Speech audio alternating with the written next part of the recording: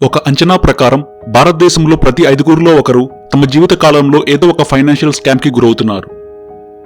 ఒక ఇల్లు కట్టుకోవాలని, పిల్లల్ని బాగా చదివించుకోవాలని, మంచి జీవితం గడపాలని ఇలాంటి చిన్న చిన్న కలలతోనే ఎందరో మధ్యతరగతి పేద కుటుంబాల వాళ్ళు వాళ్ళ జీవితాంతం కష్టపడిన డబ్బుని ఓ చోట దాచారు. కానీ వేలాది కోట్ల రూపాయల కుంభకోణంతో ఆశ చూపించి దాదాపు 32 లక్షల మంది ప్రజల కలలను ముంచేసిన ఒక పెద్ద మోసం, అదే అగ్రిగోల్డ్ కుంభకోణం. ఈ మోసం ఎలా మొదలైంది? ఈ ఫ్రాడ్ వెనుక ఉన్న అసలు నిజాలేంటి? లక్షలాది మంది బాధితులకు చివరికి న్యాయం జరిగిందా? ఈ ప్రశ్నలన్నిటికీ సమాధానం ఈ వీడియోలో చూద్దాం. 1995 విజయవాడ ఒక కొత్త కంపెనీ పుట్టుకొచ్చింది. దాని పేరే అగ్రిగోల్డ్. అసలు పేరు AgriGold farm estates India private limited. ఈ కంపెనీ యజమానులు అవ్వా వెంకటరామారావు, అవ్వా వెంకట శేషు నారాయణరావు, ఇంకా అవ్వా హేమసుందర్ వరప్రసాద్. వీరు ప్రజలకు ఒక ఆశ చూపించారు. మా దగ్గర మీరు డబ్బు డిపాజిట్ చేస్తే మీకు భారీగా లాభాలు ఇస్తాం, లేదంటే ఒక ప్లాట్ ఇస్తాం అని చెప్పి వేలాది ఏజెంట్లను రంగంలోకి దింపారు. ఈ ఏజెంట్లకు భారీగా కమిషన్లు ఇచ్చి ప్రజలను ఆకర్షించేలా చేశారు. వాళ్ళ వ్యాపార మోడల్ ఒక కలెక్టివ్ ఇన్వెస్ట్మెంట్ స్కీమ్, కానీ దాన్ని రియల్ ఎస్టేట్గా చూపించారు. డబ్బులు తీసుకున్నప్పుడు వాళ్ళు ఇచ్చిన అగ్రిమెంట్లో మీరు కొనబోయే ప్లాట్ యొక్క సర్వే నంబర్, లొకేషన్, సరిహద్దులు వంటి వివరాలు ఏమీ ఉండేవి కావు. అదొక మోసం అని తెలియకుండానే ఏజెంట్ల మాటలు నమ్మి ప్రజలు డబ్బులు పెట్టడం మొదలుపెట్టారు. ముఖ్యంగా ప్లాట్లు ఇస్తామని చెప్పి డబ్బులు తీసుకున్న ఈ కంపెనీకి వాళ్ళు ప్రజల నుంచి తీసుకున్న డబ్బుకి సరిపడా భూమి అసలు లేదు. ఈ ఫౌండేషన్ అబద్ధంపైనే కట్టిన ఒక భారీ సామ్రాజ్యం ఇది. ఈ మోసం దాదాపు 2 దశాబ్దాల పాటు కొనసాగింది. ఆ కంపెనీకి reserve bank of India, securities and exchange board of India SEBI లాంటి ప్రభుత్వ సంస్థల నుంచి ఎలాంటి అనుమతులు లేవు. కానీ ఇక్కడే మన సిస్టంలో ఉన్న పెద్ద లోపం బయటపడింది. వాస్తవానికి సెబీ సంస్థ ఈ అగ్రిగోల్డ్ ఫ్రాడ్పై 2011లోనే ఆంధ్రప్రదేశ్ ప్రభుత్వానికి, సిఐడికి ఫిర్యాదు చేసింది. కానీ ఆ సమయంలో ప్రభుత్వం దాన్ని పట్టించుకోలేదు. ఈ నిర్లక్ష్యం వల్ల ఈ మోసం మరింతగా పెరిగి వేలాది మంది ప్రజలను చిక్కుకుపోయారు. వాళ్ళు ప్రజల నుంచి వసూలు చేసిన వేల కోట్ల రూపాయలు ఏం చేశారో తెలుసా? ఒకటో రెండో కాదు, 130కి పైగా నకిలీ కంపెనీల పేరుతో వేరే వేరే వ్యాపారాల్లోకి మళ్లించారు. ఆ డబ్బుతో power, dairy, entertainment, Ayurvedic, farm land venture లాంటి బిజినెస్లు మొదలుపెట్టారు. కానీ ఈ విషయం డిపాజిటర్లకు అసలు తెలియదు.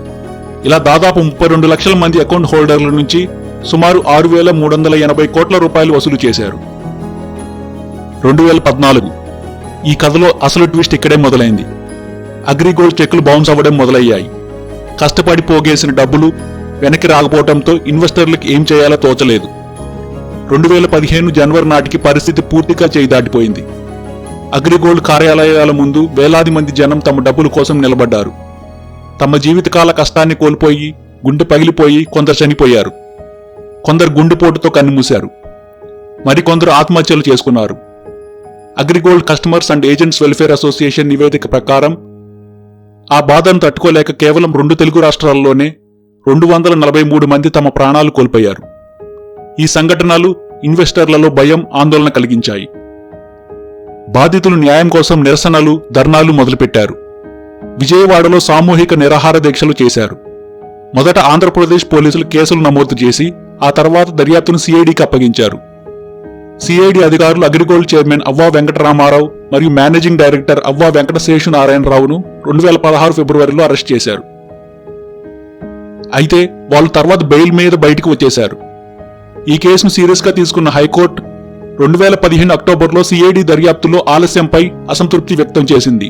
అంతేకాకుండా దర్యాప్తు అధికారిని మార్చాలని కూడా ఆదేశించింది. కోర్టు ఆదేశాల ప్రకారం 2016 డిసెంబర్లో కంపెనీ ఆస్తులను వేలం వేయడానికి ప్రయత్నించారు.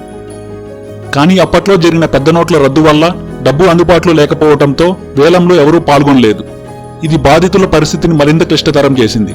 అగ్రిగోల్డ్ కుంభకోణంపై సిబిఐతో దర్యాప్తు చేయించాలని పలు రాజకీయ పార్టీలు డిమాండ్ చేశాయి. అయితే ఈ కేసులో 2018లో ఒక పెద్ద మలుపు వచ్చింది. ఎన్ఫోర్స్మెంట్ డైరెక్టరేట్ రంగంలోకి దిగింది. దేశవ్యాప్తంగా ఆంధ్రప్రదేశ్, తెలంగాణ, కర్ణాటక, ఒడిశా, అండమాన్ నికోబార్ దీవుల్లో నమోదైన కేసుల ఆధారంగా దర్యాప్తు మొదలుపెట్టింది. అగ్రిగోల్డ్ చేసిన మనీ లాండరింగ్ అని గుర్తించి prevention of money laundering act చట్టం కింద ఆస్తులను జప్తు చేయటం మొదలుపెట్టారు.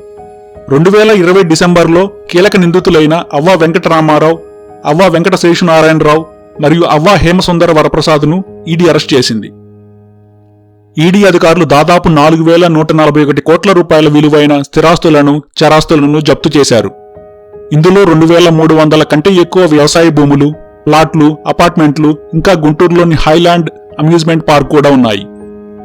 జప్తు చేసిన ఆస్తుల్లో 2,254 ఆస్తులు ఆంధ్రప్రదేశ్లో, 43 తెలంగాణలో, 11 కర్ణాటకలో, 2 ఒడిశాలో ఉన్నాయి. ఇదిలా ఉండగా ఆంధ్రప్రదేశ్ ప్రభుత్వం కూడా చిన్న డిపాజిటర్లకు సాయం చేయడం ప్రారంభించింది.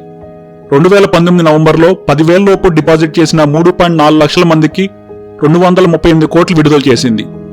ఆ తర్వాత 2021 ఆగస్టులో 20,000 రూపాయల లోపు డిపాజిట్ చేసిన 7 లక్షల మందికి 6,600 కోట్ల రూపాయలు అందించింది. ఈడీ చేసిన కృషికి 2025లో ఫలితం కనిపించింది. PMLA చట్టం కింద ఈడీ కోర్టులో అప్లికేషన్ దాఖలు చేసి జప్తు చేసిన ఆస్తులను బాధితులకు తిరిగిప్పించాలని కోరింది.